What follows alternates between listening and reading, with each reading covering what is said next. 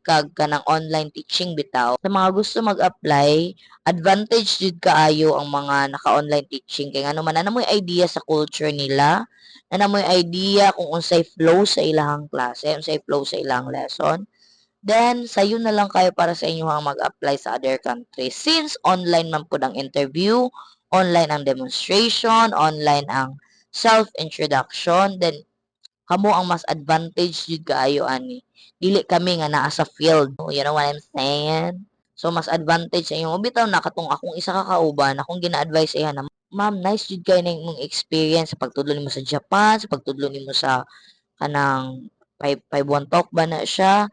Nice kay na siya na experience pag mag-apply ka abroad. Kaya nga naman, na naka-experience, na naka-idea kung unsay flow sa ilahang education there. So, kabalo na ka unsay flow, kabalo na ka unsay mga culture nila, kabalo na ka sa kinaiya nila, kay na